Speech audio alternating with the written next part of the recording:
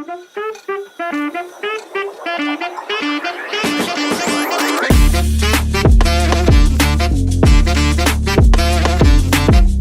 everyone, welcome back to a brand new episode of Finn React. Michael here. Today we are actually looking to a video that I saw from Watch Mojo. Inspire a Power Ranger vibe we're going on right now lately. We're going to go behind the scenes of the Mighty Morphin Power Rangers, but were they actually good and happy sun rainbow colors? No, apparently there's a dark story. Stuff I want to know myself. So, let's see what Watch Mojo has in store for us behind the scenes of darkness of Mighty Morphin Power Rangers. It's Morphin time! Welcome to Watch Mojo, and today we're discussing the dark story behind Mighty Morphin Power Rangers. I even know there was one. Come together to form as fine a group of superheroes as there has ever been. No way. Yes way. For this video, we'll be looking at the grim. I knew this was going to be a controversy to talk about. Hit series. Were you a fan of the Power Rangers? Who was your favorite? Wait, I think I know there's another one with Jason. Didn't he get arrested or something? I felt like he got arrested. Go let us know in the comments. But God, I was going to say he became a firefighter too, apparently. The original series. Back in the 1980s, music composer Hayao Saban was watching TV in his Tokyo hotel room and came across the Japanese Tokusatsu Super Sentai series. Seeing these color-coded superheroes facing off against monsters gave him the idea to create an Americanized version. I bumped into this very colorful show. 5 kids. Of course, we take from Japan.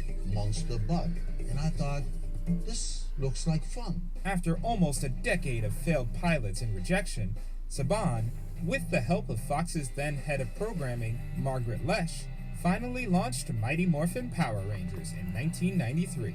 Teleport to us 5 overbearing and over-emotional humans. No, not that. I like how it's like 5 overbearing, over-emotional kids. Yeah, that's a great idea, people. We put the 5 most emotional kids onto a team and try to have them work together. Not teenagers. With attitude. I was afraid of that. The series followed 5 American teenagers who were already skilled in gymnastics and martial arts as they trained to become the titular group. Okay, real talk, guys. Let's talk about this in 90 vibes. I know a lot of people are going to be talking about this. Now, like person myself, if we had to go on teenage crushes from the 90s, Kimberly is always going to be in the top 5. People might replace her with Topanga from Boy Meets World, or even DJ Tanner from Full House. But Kimberly will always be my number 1. I always liked Kimberly. She was hot. Trini is a close top 20. The original series starred Thuy Trang, Trini the Yellow Ranger, Austin St. John, Jason the Red Ranger, Amy Jo Johnson, Kimberly the Pink Ranger. Can you imagine her also, the fact that Kimberly also went to like some of those like shows on firefighters and all that? I forgot what show she was on. I watched it one time. I was like, that's Kimberly? Okay. Emmanuel Jones, Zach the Walter, what's up? David Yost, Billy the Blue Ranger. Billy! Later in the first season, Jason David Frank joined as the Green Ranger, who would become Rest in peace. the White Ranger. One of us now. Watching boy. Rest in peace, David Jason Frank. Begun, Rangers. Let the power protect you. Some of the young cast weren't even actors, including St. John, who was a martial arts instructor.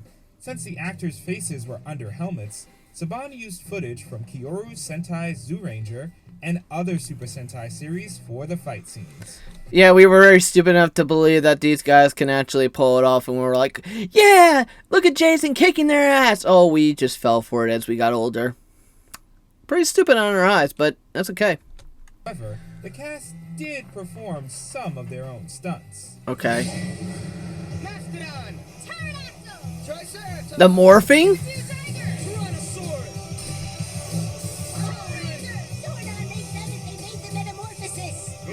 Metamorphosis. Success and Mighty Morphin merchandise. The first episode of Mighty Morphin Power Rangers premiered August 28, 1993 on Fox Kids. I was 2. It was an instant and unexpected hit, quickly becoming one of the highest rated kids shows on broadcast television. The show was famous before the show came out. I was walking down the beach with my cousin, and these kids ran up on me and they're like, "Hey, yo, you're the Black Ranger." And we're like, "Yeah, I am. How do you know that?" I'm like, "The show's not even out yet. It comes out in 2 weeks." They're like, No, I bought your doll yesterday. Your face is on the box." Audiences love these teenagers with attitude and their insane fighting skills, morphing into the colorful superheroes that defeated monsters and aliens every week. I will admit, too, a lot of merchandise based on stuff like that, I actually did have a lot of it. I did have the action figures of them. I did have the weapons. I was a Power Ranger for Halloween once. But in all fairness, I was going to say, the merchandise, I think, exploded with 1993 because you had Mighty Max, Hot Wheels, Power Rangers, and wrestling action figures, everything, I think. But Power Ranger stuff was very popular. Even the commercials were fire. The theme song was pretty awesome, too.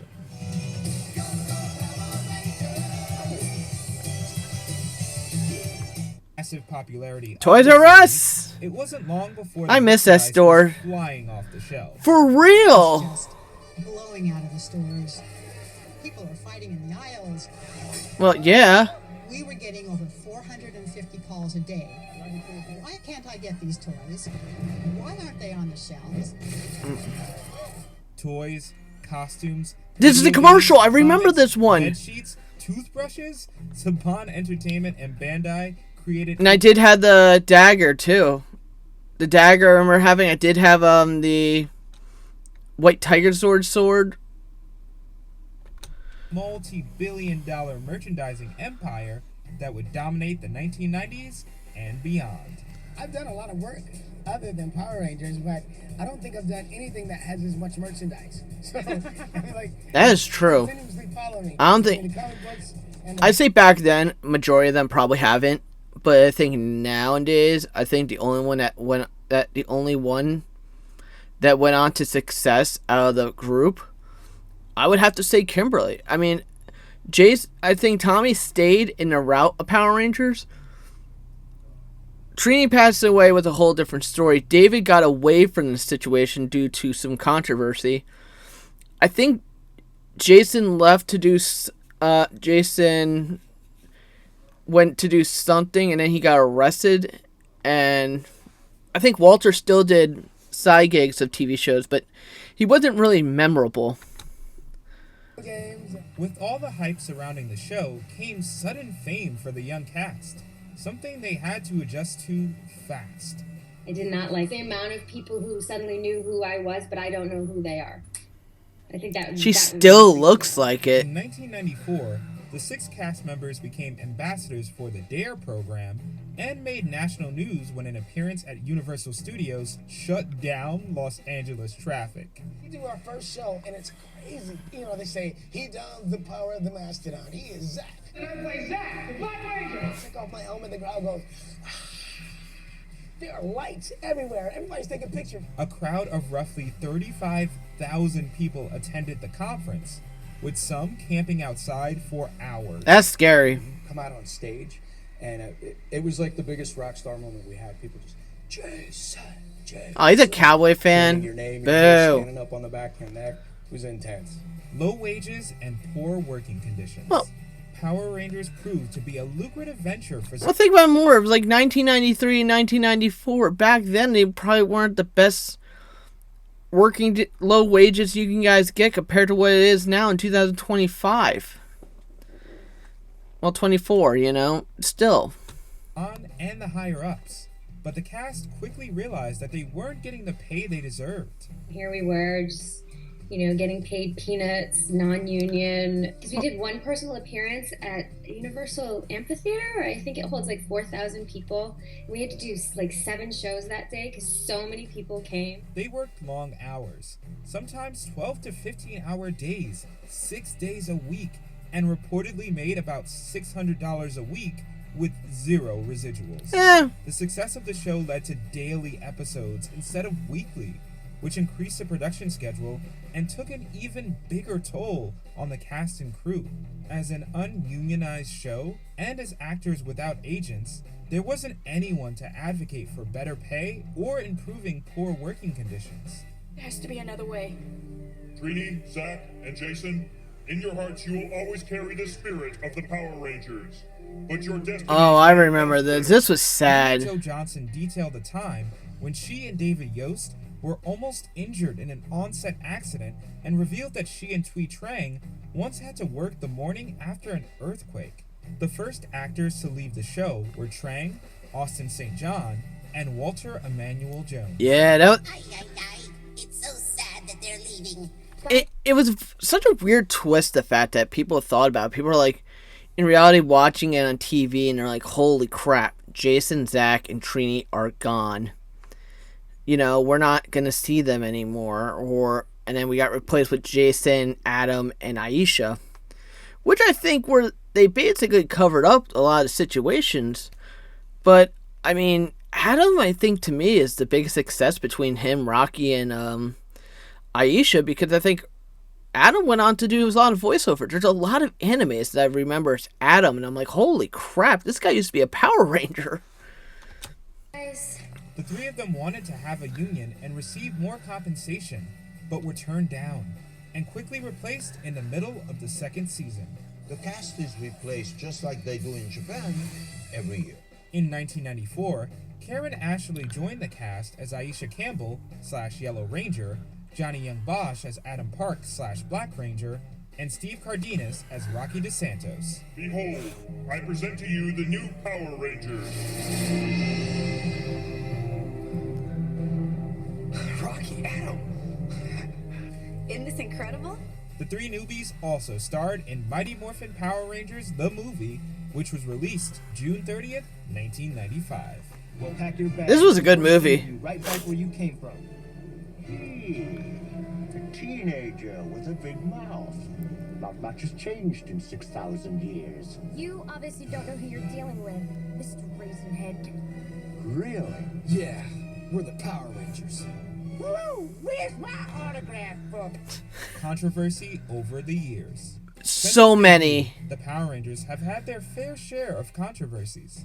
The show was banned in multiple countries for its excessive violence. I can imagine that. New Zealand and Canada.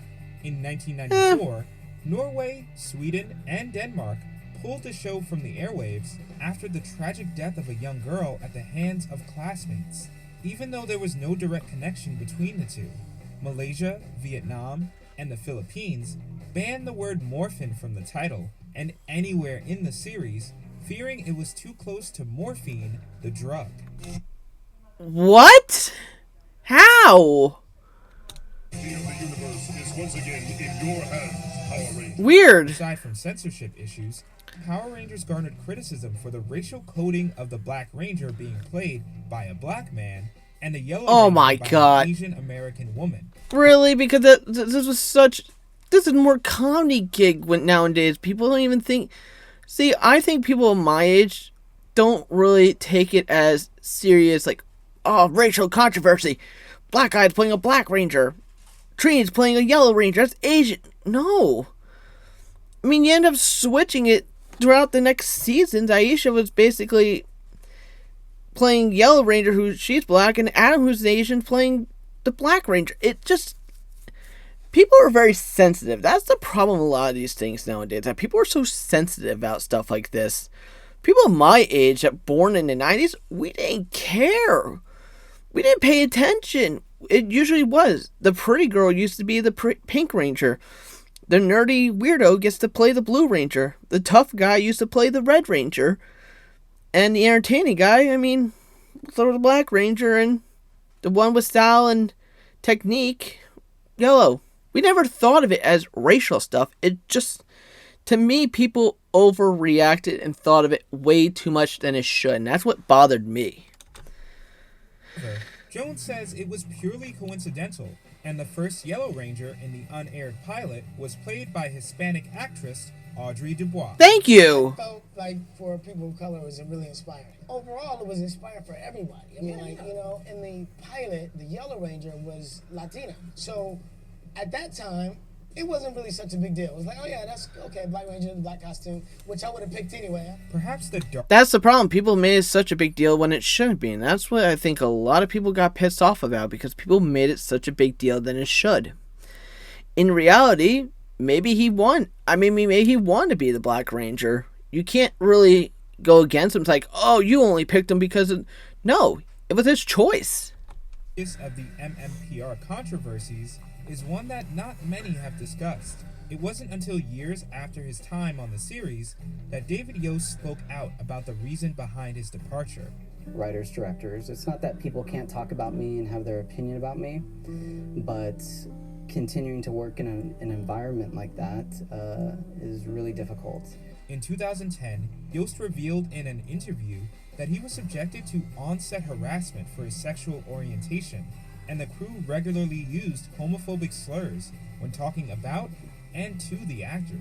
Basically, I just felt like I was continually being told I'm not worthy of where I am because I'm quote-unquote a gay person and I'm not supposed to be an actor and you can't be a superhero. That's sort of the vibe that I was getting. And it's crazy. To me, that's also crazy to think about that after 1994, 1995 and all that stuff, and then after little It's a Bits of Turbo, all of a sudden he leaves 2010, admits all this stuff. It kind of shows the point that you didn't expect it. No one really thought for a second like Billy was, gay, and it's, to me, I think it changed my perspective and more respect, but it does show that production behind the scenes have this attitude. I think, to me, it's wrong for sure, but we've seen a lot of it different now, and I've noticed it with a lot throughout the Power Ranger stuff, and I've been researching. I mean, nowadays, like, it don't matter of your sexual orientation, of who you are. You're going to be playing by who you are. People are going to judge you all the way. But in this fact that matters, like Power Ranger, even they're doing episodes where people are, admitting that they're, liking the same gender. But it changes a lot of people, and to me, this is nuts. Suffering a nervous breakdown for which he had to be hospitalized. Where are they now? Many of the OG Rangers continue to act, including Amy Jo Johnson, who landed a role on J.J. Abrams' Felicity and went on to become a filmmaker and musician. For the last 5 years, I've started filmmaking.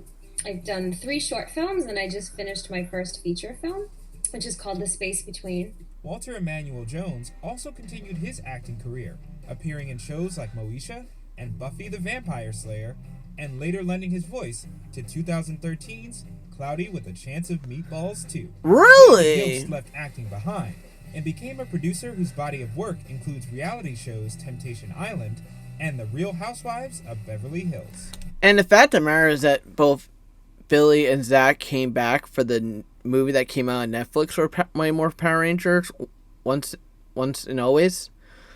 The fact that they came back for this, it showed that they still had dedication to the actual production.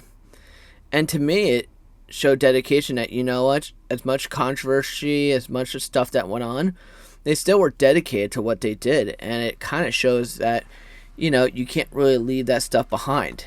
Jason David Frank's Tommy Oliver remains a recurring character in the franchise, appearing in Power Rangers Turbo, Power Rangers Dino Thunder, and Power Rangers Super Ninja Steel, just to name a few. Unfortunately, he did pass away of suicide, which was like September, I think 2 years ago. It was actually, I think, close to my birthday, and I was like, this is, and I thought my stuff, I thought it was a joke, and I was like posting, I talked to my brother, I'm like, did you hear about this? He's like, no, and we thought it was fake, and all of a sudden, like, the news blowing up about him passing away of suicide, it was like, holy everyone's childhood hero passes away as suicide, and it shows that sometimes the emotional takes place where I guess he was just getting, tired, and you know what? There's a lot of stuff behind the scenes that people don't get from these people, and that's what mental health is crazy about. Day by day, and I try to put as much passion into Tommy as I could, and here we are 25 years later, and I'll put just as much passion into him like I did with Draken and all the other series that we've done. After exiting the show, Austin St. John returned to martial arts, but later went to college and spent time working as a paramedic in Washington, D.C. He also reprised his role as Jason in a few series, like Power Rangers Wild Force and Power Rangers Beast Morphers. I was starting to wonder whether you'd show up at all. You didn't think I was gonna let you do this without the original Red Ranger, did you? However, he's For anyone struggling with high blood sugar, do not drink cold water. Did you know type 2 diabetes is... But at the same time, I really felt like there was something going on that they talked about with Austin. And I was like, what did he do? And I'm like, that's him? You didn't think I was gonna let you do this without the original Red Ranger, did you? However, he's recently made headlines with some legal troubles. In 1996, Thuy Trang had a small part in Spy Hard, but starred as the villain Callie in The Crow, City of Angels that same year. Oh. Sadly, the actress died in a car accident in September 2001. Aww. To all the people out there, just live out your dreams. If you dream something, just pursue it and do it, because if you put your mind to it, you can do basically anything and everything you want to. Johnson, Jones, Yost, Frank, and St. John make regular appearances around the convention circuit, often reuniting for events and interviews. When I really think about it, 25 years has passed, it's like, wow. And it's crazy, right? And like we still, whenever we're together, we just pick up where we left off. Yeah, it's exactly. The like, chemistry of family is still there. In 2016, most of them joined former castmates Karen Ashley and David Fielding, Zordon, for an original film called The Order. Before we continue... Yeah, that's another one I was looking at. I was so into looking this documentary about The Order, I could never find it. If anyone knows anything about The Order, please let me know where I can find and watch it, because I would love to do a react video to like The Order, because this was something I was so into and then all of a sudden just disappeared, and I was like, where did this go? Be sure to subscribe to our channel and ring the bell to get notified about our latest videos. You have the option to be notified for occasional videos or all of them. If you're on your phone, make sure you go into your settings and switch on notifications. Legacy and cultural impact. People tell us, I got the hunger to be who I am because I was inspired by you. And what a compliment is that?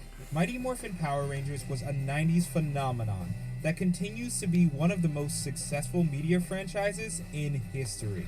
I mean, nowadays, it's like we went from Mighty Morphin to Cosmic Fury, and it's like we went from almost 20 plus different series of Power Rangers compared to Super Sentai that had at least 70 plus. I think to me is that we took on a project from Japan to bring to America that actually worked, and this was the start of its success. And despite the darker aspects of its history, the show inspired a I always wanted generation one. of kids who are now adults and sharing it with their children. Lifelong fans come to see their favorite Rangers at various conventions, including Power Morphicon. I want to go to one. That would be actually kind of cool. I would have to say, I wish I had friends that were like in this same category field that would want to go to one that's close to New Jersey. That would be kind of cool. It was such an honor the first time that I appeared at Power Morphicon, and that so many people showed up, and they waited in line for 5 hours, some of them, to get an autograph and take a picture with me, which is just crazy because I do see the impact that our characters had on people. The 2017 reboot Power Rangers may have not been a smash hit, but it was praised for an ethnically diverse cast, something which the franchise has long valued. This is a thing we should have just leave behind and never talk about again. We figured the success of the first time was the greatest part about it. The Turbo had its hits and misses, but this movie I think we need to put behind. This was the most disappointing thing I had to witness. First of all, they did not even look like Power Rangers. They looked like Halo characters. Second of all, everything about this was terrible. Alpha 5 looks like an ant, and Zordon was just annoying. And the fact that Rita wasn't even like Rita. It was, the only thing about it is the cameo of Tommy and Kimberly. But this movie was terrible. This was worse than the Netflix Once and Always. It's morphin' time. Furthermore, the film's version of Billy Cranston played by R.J. Kyler, is on the autism spectrum, and David Yost praised the film for featuring a queer superhero, Becky G's Trini/Yellow Ranger. Me and 4 kids from Angel Grove found a spaceship buried underground. What? I'm pretty sure I'm a superhero. While a sequel never materialized, Thank God. another reboot is in the works at Netflix. Yep. Since I just 1993, talked about it. There have been 29 seasons and over 9. Okay, so this was 2 years ago. This video was put out 2 years ago, so this was 29. Alexa, what is the 29th season in Power Rangers? Mighty Morphin Power Rangers had 3 seasons and it started on August 28, 1993. Okay, that didn't help. Let's try again. Alexa, what was the 29th season called of Power Rangers? From fandom.com. Power Rangers Rescue Rails is the 29th season of the Power Rangers series. I think that's the Super Sentai version, but still 29 plus, I would have to say. 100 plus episodes in the Power Rangers canon. Oh my God, did they just mention the games? I did have those. And over 900. Oh my God, it's coincidentally, guys, it's like, look at this. The Sega version. You got the movie. I have the 2 games that you guys can check out on Fin Gaming that I'm playing. The fact of the matter is that these were the start. They didn't make any more until Lightspeed Ranger. And to me, that was like the only one after that. Everything else just sucked because they put it on Game Boy Advances. And it's like no one wanted to play that shit. People wanted to play it on GameCube and all that stuff. And the stuff that they had on GameCube was terrible. I mean, nowadays, I would have to say the Super Grid that they came out for the PlayStation 4, PlayStation 5, Xbox, etc. wasn't as bad. It was just not what we grew up with. Plus episodes in the Power Rangers canon. You know how many riffs they made of jokes with that stuff? It amazes me. Not counting television specials, direct-to-video productions, or the 3 movies. The franchise shows no signs of ending, much to fans' delight. Thank God. Through an extraordinary experience together.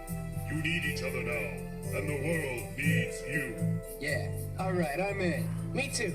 You can count on me. Do you agree with our picks? I think to me there was so much controversy with the Mighty Morphin that there's so much stuff behind the scenes of like other Power Rangers I'd like to know more about. So if you guys enjoy stuff like this, you want me to find more stuff about the dark side of Power Rangers, let me know in the comments below. Hopefully we keep going with this series and keep going more Power Ranger stuff. But guys, thank you very much for watching. Give a thumbs up if you haven't yet. Please subscribe. And as always, guys, please enjoy everything that comes on from this channel. If you haven't, please hit the bell, hit the like, comment, subscribe. Thank you for watching. This is Michael, signing out.